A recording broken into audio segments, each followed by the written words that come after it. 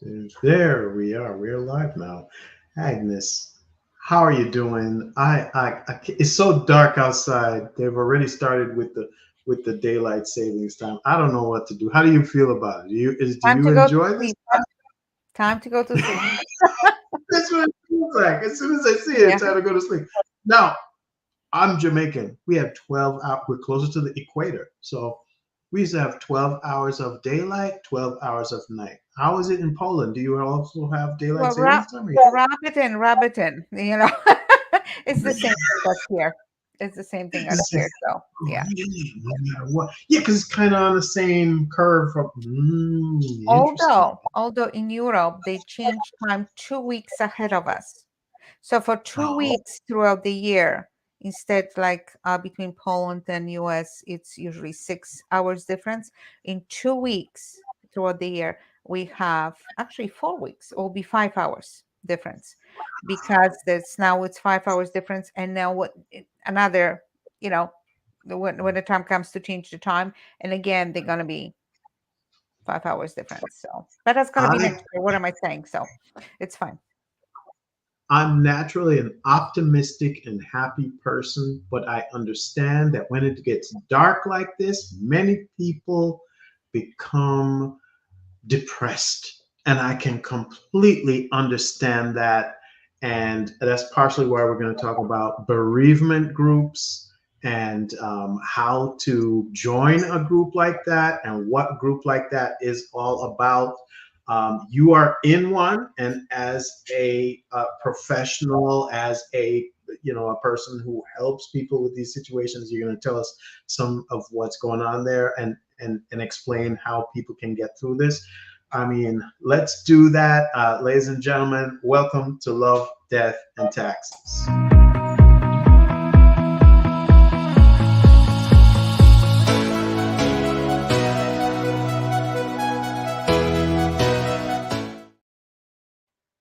Live from Long Island, New York. Hi, I'm Ryan O'Neill Williams, and my lovely co host is Agnes Amisano. We are going to be talking about bereavement groups today.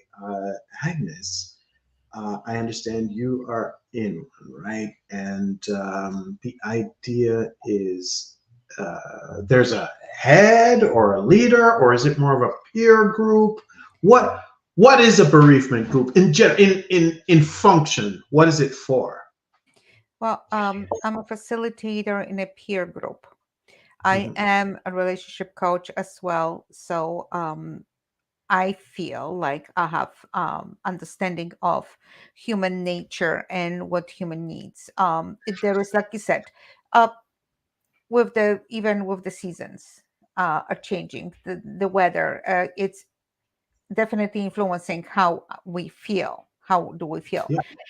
With any relationship breakdown, either it's due to divorce or a breakup, or as something final as a death, um, we are being affected greatly. Okay.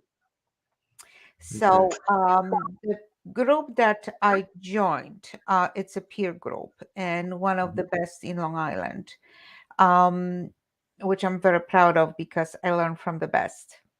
I went through program that prepared me to be that, and I was I just finished facilitating one of the groups. Beautiful group of people, and that I get to know, and I was very I felt privileged that I was able to help them together with my co-facilitator. Now, I know that a lot of people will be skeptical. Do I need it? How others can help me? The pain that I feel, it's only my pain and no one else can understand me. And it's very easy to fall into that just because a lot of people that is surrounding us, they don't understand what we are going through. A lot of people does feel awkward being around people that are going through pain. Right. Myself, all those years ago when I lost my mom, came back after her funeral, 2 weeks after the funeral. I'm still walking around teary eye at work, and I was called into my boss's office and been told that I have to snap out of it because I make people uncomfortable. Wow. So I felt like, really? I um, had a boss who was on my back. Like, I mean, I was going through a rough time, and away from my children, away from my ex, and I had a boss who basically was like, "Look here, you can't come here and even be upset. You have to just focus on the work and whatever." And I know we've been told forever and ever that that is the way you're supposed to handle these things, but the yeah, truth is, I think we are now coming to the understanding that people might need a little they're help. just so wrong. There's no such thing as snapping out of it, or, oh, it's been 2 weeks, 3 months. You should be acting different way. No, no. Are you in anybody's skin? Do you know what kind of relationship that person had with the one that they lost? There are so many different losses. With Yeah. either a parent or a spouse or, God forbid, a child or anyone, a best friend. There's so many different losses, and people do miss the person because we don't know what kind of relationship they had. And Yeah. even in a family, everyone will have different relationship with the person. Let's say a mother who will have 7 kids, there will be 7 different relationships. A father who's got 5 children, 5 different relationships, and plus the relationships with the in-laws, a relationship with friends. People have different connections. Some people will click in and they became friends, best friends for their lifetime. Some people, they just will be okay. That was nice to know you, and we're cordial towards each other, and then just move on. They'll be, oh, they pass, oh, you know, God rest their soul, and then move on. But there are relationships to which we cannot just simply dismiss the No, importance of them in our life and then no, move on. There's no such a thing as moving on. You cannot replace that person. You right. cannot just say, oh, they were here, they're no longer here. There's no such thing. If we have a deep relationship with that person, till now, all those years later, till now, I still feel sometimes like picking up the phone and calling my mother, but she's not there to pick up that Yeah. phone. So, and it's been over 15 years. It's been over Mm. 15 years. So there are certain relationships that they cannot be replicated, they cannot be replaced, and it takes tremendous time and work to start just simply another life. That's what we call a new normal. Okay. To start. So that's what the bereavement groups are, to help people simply continue living, and to teach them to do something with that extra love that they have, because that's I, what the grief, that's what that's it's what grief is, the right. excess love that you have, that you are giving to a person right now, that person is missing from your life. So now that love has to be directed elsewhere. So Okay. to Okay. learn what to do with those feelings, what to do with that love. So the group kind of helps you do all of that, I guess. Yes, that's what it's all about, to find tools that will help you. And the most of it, Okay. understanding that what you're feeling, it's normal, and everyone will grieve different way. There is no such thing as a cookie cutter grief. That Right. some people are being told that crying is not a good thing, or you are too manly, or in our family we don't do that, you know Yeah. I think a lot of people's grief is truncated, or people try to tell you what your grief should be because they feel as though your grief or your being sad or your way of handling a situation, especially if you go to a group or go to a therapist, says something about them or us as a family, as opposed to that person being able to manage whatever situation they need to be managing by themselves. I think a lot of people project their their insecurities on someone who they see is openly grieving. Does that make sense? Yes, and a lot of people in our society doesn't feel comfortable around someone brokenhearted or someone who is crying or someone that is projecting their feelings. And Right. bereavement group is all about that that's what we're here for, to listen. First of all, Yeah. tell me what's on your heart, why it's feeling so heavy. Tell me all about it. I want to get to know that person. What was that person's name? Like when my mom passed, Right. I think I stopped every single person who was willing to listen, and I needed to talk. I needed Yeah. to tell that person why I'm so angry that this happened to me. Can you believe it? Why the whole wide world didn't stop at least for a minute to acknowledge my mother? Why? Yeah.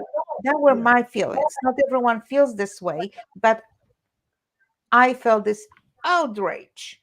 There are, Yeah. again, not everyone feels the same way, but everyone has a story. It's Yeah. important to tell that story, to be understood. And when you have a bereavement group, when you're joining a bereavement group, you are finding yourself between people that actually understand you the best because they're going through the same exact thing. Right. You know, Right. Are the loss of the are loved one.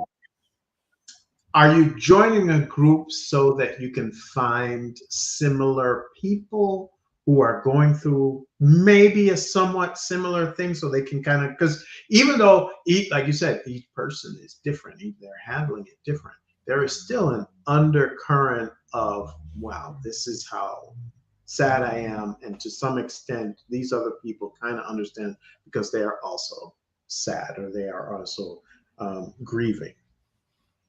Okay. Yes, it's about finding group of people that will give you the best understanding that they can, because they Okay. are going through this, they're going through loss, they're going through grief. They feel what you're feeling, different way. It might be different way, but the feeling is the same. They're not grieving the same person, but as important person as you are going through, you Okay. losing. So Right. it's very important because again, family members, they're not exactly not always the best support group. They Right. will understand, but again, they didn't have exactly the same relationship as you did. If you're losing your spouse, your children will be there for you, but they lost a mother or a father, not a husband or Right. wife. There's different type Right. of relationships that was there. Yeah. Yeah. So, and you And who cannot. knows how good or how bad their relationship was with that person. Like, if I'm upset that my mother passed away, but I have an aunt who really didn't get along with her, then she's going to be, why are you upset? Why are you so upset? Because my mother, I lost my mother. And Yeah. she's like, she was mature and all that. So I get it. I get it. So one of the reasons you're saying that they should definitely do it, one of the, I guess, the qualifications for a membership into this group would be they definitely feeling some sort of pain, grief. It's not, well, usually, well, the people that I'm working with, we're running course of 8 weeks, and Okay. throughout this 8 weeks we're trying to share everything that we know to help people dealing with a grief. There are other Okay. groups where they keep meeting for a year every week, Okay. but we're trying to, the goal of a bereavement group is to create, you might say, groups where they can support each other and they found and the members, they will find a way of dealing with that on their own. We're always there for them, to help them with anything that they might need. Okay. But it's important that you have the tools and you teach others how to use those tools to move on to the new normal. They will be never normal. They will never coming back to the situations that they were in Right. before. But that's what we call a new normal, to keep stepping slowly but surely into the new track. So So I guess what I'm asking is, how do they get into the group? What do they get a referral? Does something specific happen? How did they find you? there are advertisings, either in churches or in bulletins or in the newspapers or on websites. There's several different groups, and they will choose which one they will feel comfortable going to. And the only requirement there is the 3 months. They have to come in after 3 months after the loss. The first 3 months, it's a very what's the word? You feel everything Raw, very raw, raw, right? very raw. Okay, Yes, right. you need I, time to settle, to approach a lot of things. So that first 3 months, I don't think that anyone is really ready to start dealing with their emotions. I um understand. so that's the only requirement that I've been told that there is. Okay, so what about denomination? Can they be of any denomination? Does Jewish people feel different about the loss of a loved one than the Catholics, I hear. or I guess it depends. That's actually a good question, because if you're Catholic, you might think your person who has passed on may be going one place. Your Jewish person might think the person who's passed on going to the other place. I understand what you're saying in that, in a forget way, that. Forget that loss is what loss. the faith. Forget what faith tells us. When it And you say faith, doesn't maybe matter. Faith, It doesn't right? matter what if my faith tells me where my loved one went. I want them with me. Mhm. I don't want them to be with God. I want them to be with me, because human nature is selfish. It's selfish nature. We want them. We love someone. We want them with us. We Yeah, want them next to us. We don't want to lose their warmth, their love, their advice, hearing their voice. We don't want to lose that. yeah. If we love someone, we want them with us. So no matter if there will be a rabbi or a priest or reverend or whoever to tell me, oh, they're in a better place. No, their best place is next to me. So Okay. I do not believe, and I did experience that, and I experienced that myself. Don't tell me that they're in a better place. Don't tell me that, oh, that they are with God now. And I have to tell you that actually, very aggressively, I approached the priest that was presiding over my mom's funeral, and I told him, "Do not tell me she was a traveler in this world and she went home. Do not tell me anything like that, because she was a special person, and I assure you that a lot of people feels the same way. They were special people, and they belong with us, and they're supposed to be in our lives. So this is not such thing that God gave it and God took it away. Okay. Okay. So It's not you're such. getting into the group. It's non-denominational. What about age? What about gender? What about sex? I mean, is it are there any of those things, like, this is the group of person that we want to have? So we put all the women over here, or we put all the men over here? No, Why? I'm just asking. I don't. Do they grieve different way? Well, I would think that if the grief is different, say you're grieving over a divorce versus grieving over a death, then you might split it up. Is that possible or no? It might make sense to put people that they lost the spouses in one group, Ah, I see. people that they love their children Yeah. in another group. Ah, I see. I see. This way it's more understanding, because if someone is sitting in the same group and talking about losing their spouse, first of all, you cannot have their children in the same group, because no one will feel comfortable talking about. Just imagine you losing your spouse. Your children won't understand your feelings. You knew your spouse way before those children were born. So you had relationship with that person, with your spouse before, and their feelings are so much more intimate than a child losing It's all right. It's all right. mother or a father. So It's all right. yes, so that they should not be mixed in the same group, because no one will feel comfortable discussing everything. But I'm not talking that people go into deep details, but some people have to. All Some right. people have to, be able openly say what they miss, that they miss their embrace, that they miss those intimate moments, that they miss holding hands. Not everyone will, the kids might say, "Ew, what are you talking about?" So Right. like that's not what that's why it's important to have separate groups, um for that reason. Or a person who lost an adult child, how can you understand their grief? And someone else, it's talking about losing a mother or a father way in the 80s or 90s. Right. It's different. Right. Yes. It's going to be different. Although pain is the same, but to discuss that I would separate people You're this. right. Okay, the people. Okay, so what are the goals of a bereavement group then? Yeah, I mean, I'm assuming you're providing support. Um, you're providing maybe a safe space for people to say things.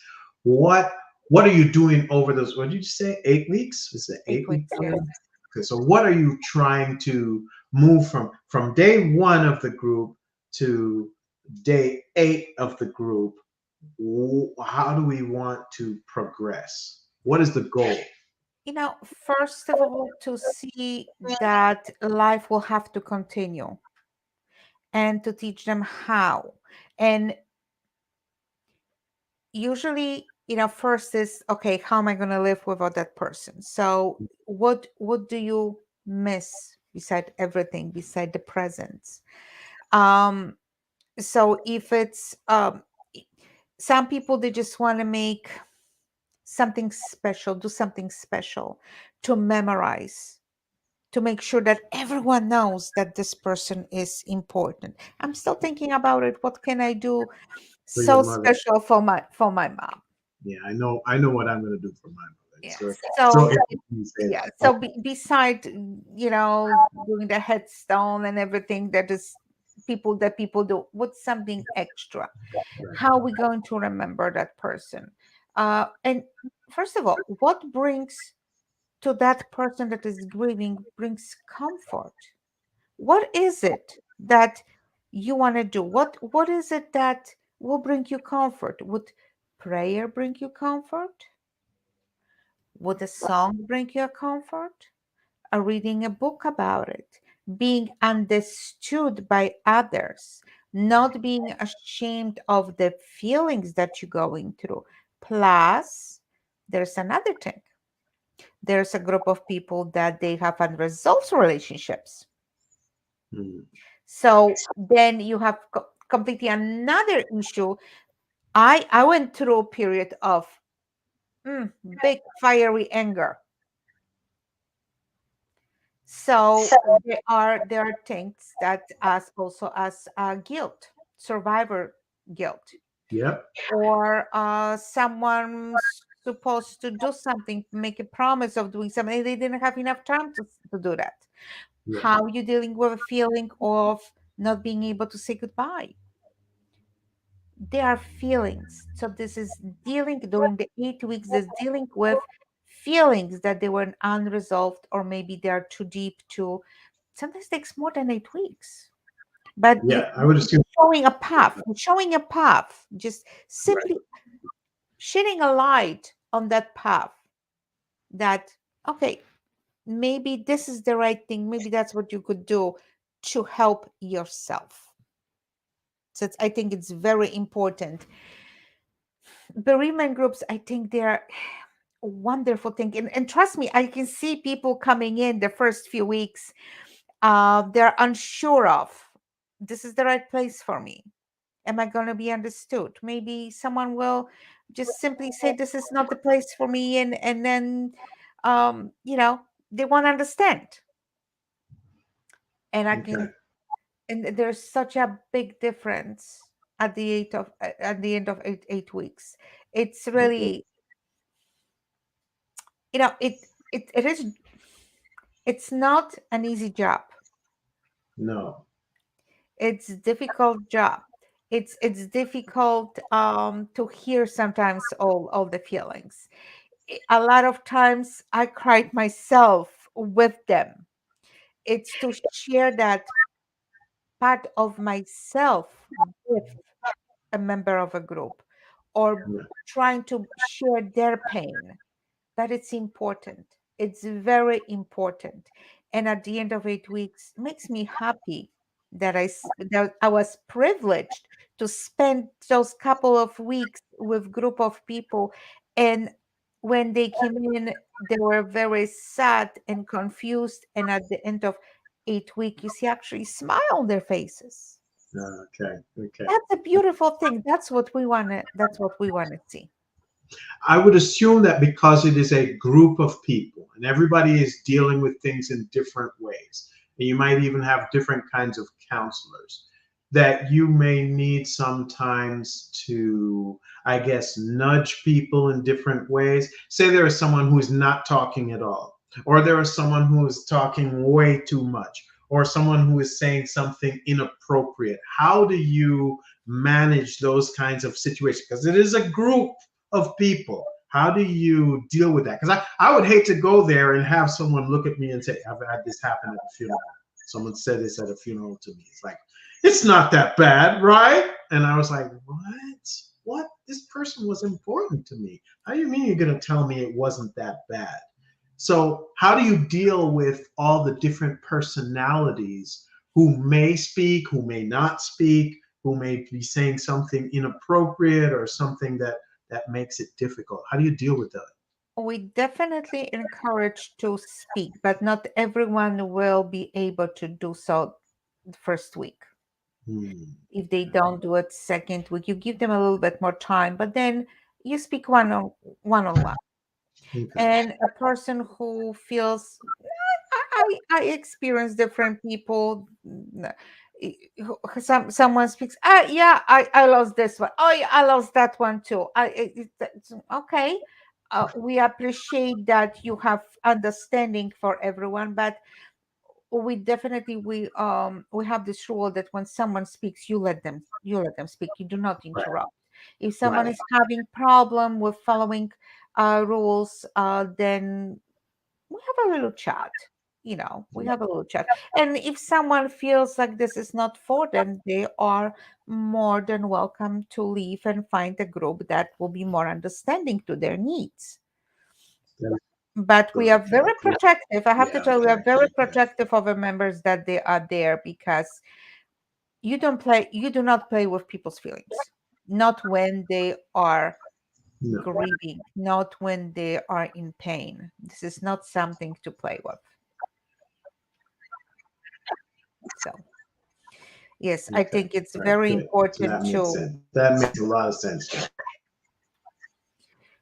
so it's very important to attend to a group, to go through, give yourself enough time to go through the whole program and see if this is for you, because like I said, a lot of people walking in through the door, there's always a doubt. You can see that in their faces. There's always a doubt. Is this is good for me? you know Now, So are there interpersonal relationships that happen outside of the group because of what has happened in the group? well, we encourage for them to meet at least once a month. And there is we happily we can say that there was a lot that's we had a meeting yesterday where we discovered that we met people from the very first groups that we started, like when I was in training, and they're still meeting. So we're talking about groups from 2 years ago. They're still continue meeting.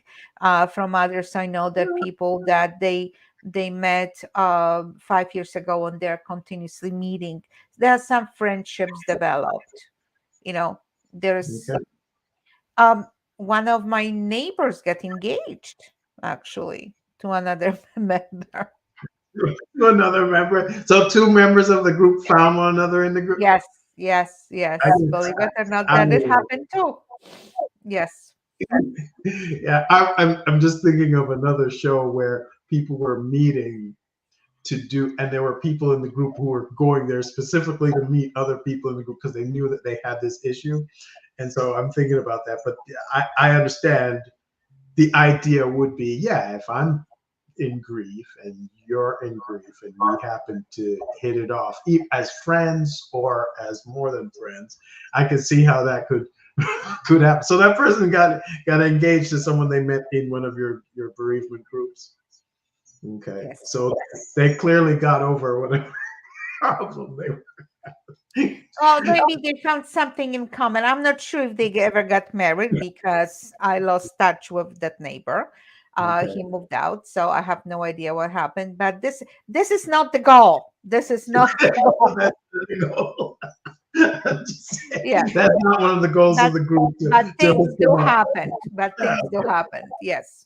Well, I'm thinking, okay, the idea is to reduce feelings of isolation amongst everybody who's had experience, they're experiencing a certain amount of loss, and so that's basically to say, hey, look over here, this person is also having this issue, whatever. So if you meet once a week, but I could see someone easily saying, hey, I'm going to bereavement next week. Would you like to meet me after bereavement for coffee or before bereavement for coffee? And so we can talk about your situation because it sounds like it was very similar to mine or stuff like that. Is that welcomed? Is That happened. Plus, there are other issues that they found in common, and they help each other. Not only dealing with family members that might be similar situations, how Mhm, to help each other, either with children or spouses or siblings. There are different situations in life, mhm, um, but also situations as going to move, pack, sometimes what you do with the possessions of a lifetime, you know, going through wills or just imagine there's 10,000 different things that yeah, you have to attend depending of the situation that you are in, right, right. or finding yourself your new identity, Mhm, especially with the loss of a spouse. right. If throughout your whole life you being somebody's husband for 60 or 50 years of your life, sometimes you have to find your new identity. Who are you now? And Right. other people that are going through the same experiences, they can be very helpful. Yeah, I would think so. That you and I could talk about it and then know, what to do. But of course, Yeah. you may not even think of the things that you need to do. There might be complete paralysis based on something like that. Like that, I know people who keep the clothing of their spouses for years and years and years. But a group like this might help someone understand that every time you walk by that coat rack with your husband's old coat on it, that's a trigger that is keeping you sad, and so might help you in a bereavement group to like hear something like that from somebody else so that they can understand. Either that or brings them comfort. There are Mm, different feelings. That's what it's about, grief. each person you will have 10 people, and every single person will have different feeling, but that's okay. Okay. That's All right. okay because each of us have different personality. We all have different needs. We all have different relationships, and we just process everything different way. That's what makes us special. Okay. But you cannot look at someone and say, "Oh, it's been 3 months. Come on, Mm. let's do this or let's do that." There will be things triggering 10 years after the loss that you Yeah. will remember, and you're going to get a teary eye. Or that doesn't mean that it's a bad, but sometimes when you think of happy moments, you will still get teary eye. Mm. True. True. That makes sense. Um, wow. Okay. This, I keep thinking Heavy. about the dynamics of the group, and how other members are trying to help one another. But I'm assuming this is a safe space. You can go in there and say whatever you feel. Do people find it unusual to talk to basically strangers about the issue that they are having, even though, yeah, your issue might be similar to mine in that you're here for a bereavement group because you're here from grief, but they might also start to think, these people are strangers. I don't know these people. Or is that a plus? Because that could be seen both ways, right? These people don't know me, so I can cry in front of them. But also, these people don't know me. I don't know if I want to cry in front of them. You know what I mean? See, this is a safe environment. We're trying to create safe environment. Number one, no one goes around and say, "Oh, so and so, that's what they said." That doesn't happen. It's a safe environment. It's protected. We don't talk about anyone about what we hear, what we Mm. see. It's safe to cry. It's safe to say whatever. And if there is if I have to start sharing first, so be it, because Mhm. they need to feel that it's safe to open up. It's safe to say certain intimate details. Sometimes losing someone close, it is very intimate. So the feelings that you are processing, it's very intimate, so it is very hard to open up.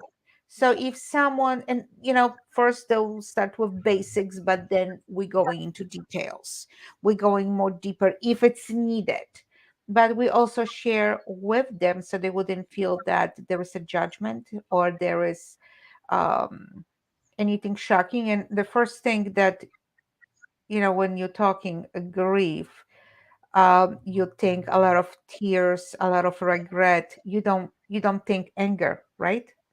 And there is Well, me most coming up. people I was angry.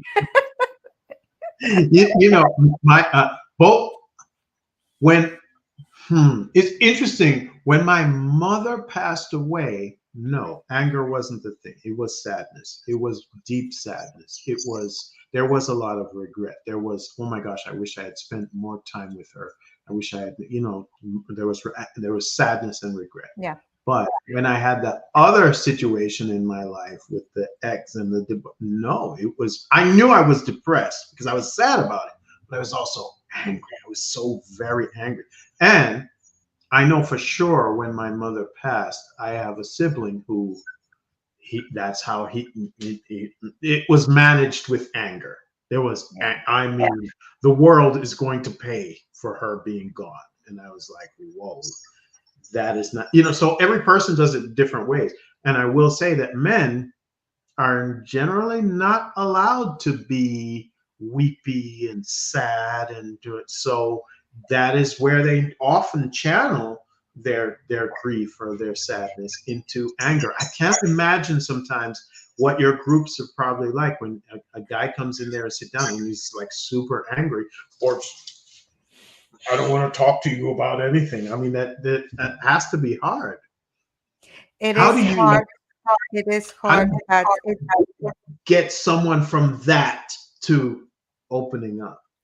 they found their way. They will find their way. Okay. When you sometimes you just cannot help. Sometimes the stories are so tragic or so beautiful, full of love.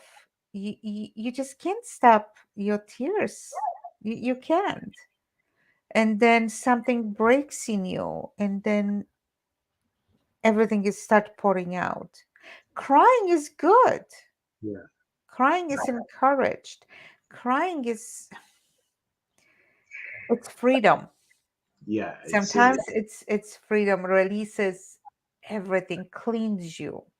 Catharsis, right? That Yes. that release and let everything go. So if someone's looking for a group and they are thinking they want to move themselves forward from grief by using a bereavement group, what would the number one They can contact thing? me. They can count.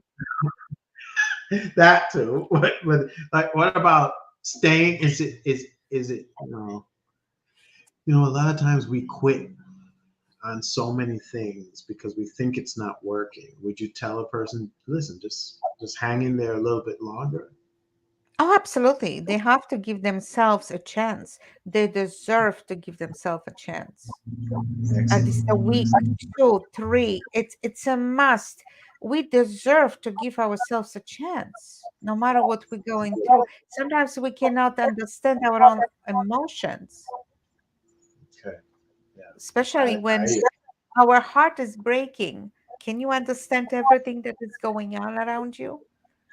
it's very difficult because you're really in this thing here. You can't, like in a tunnel, you cannot see everything else that's going on. And that's why I think the group is a great idea, because then you can see that you're not the only one, you're not alone, that this happens to other people, and that you are, while you are special and unique, you're not the only person going through something Think difficult. of bereavement group as that when you are just seeing your own pain Mhm. and nothing else around you, and you are in the darkness. A bereavement group is that little tiny light that is shining, and at the beginning, the first week, it's just there. The second week, maybe you will see 3 feet away, ahead of you, that it's shining that light, that oh, there is something, I can make a step. And I would like to think that by the end of 8 week, people will be able to see that light shining on the path ahead of them. Although some might be still in the darkness, but there is to see that light of hope, that there is another path, that they have no other choice but keep moving. Okay. Just keep moving with honoring the memory of the loved one, Yes.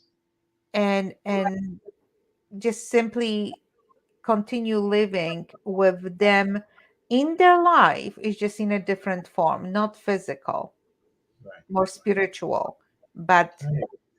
acknowledging that they're still there. That makes a lot of sense. So, ladies and gentlemen, we're coming to the end of this show. I want to tell you, yes, if you are interested in talking to Agnes, or you want to send an email about joining a group, or want to ask more questions about a bereavement group, you send it to us at mailbag@lovedeathandtaxes.com. That is our email. If you want to talk about some other topic that we have on the show, or you want to suggest a topic, same place, just send it right there. As always, this show is sponsored by nytaxresolutions.com. That's Agnes's company, which is actually Tax Resolutions and Bookkeeping LLC. If you are looking for that kind of business right now, it's a good time. It is small business season, people. I don't know if you know that, but it is now time to support our local independent small businesses and what they are doing. Small Business Saturday is coming up, not this next Saturday, but a couple of Saturdays from now, right after the Saturday after Thanksgiving. And definitely would hope that you would support local independent small businesses around town. Today happens to be International Accounting Day. Tomorrow happens to be Veterans. So if you are a veteran, thank you so very much for your service.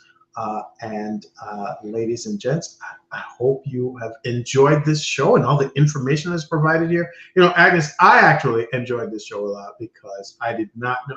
You've always told me about the bereavement group, and we've even had a couple of guests come on and talk about it. But for you to go in depth really did help me out. Thank you so very much for explaining that to you. So, ladies and gents, if you want to know more about that, that's where you're going to go. Mailbag, Love, Death, and Taxes.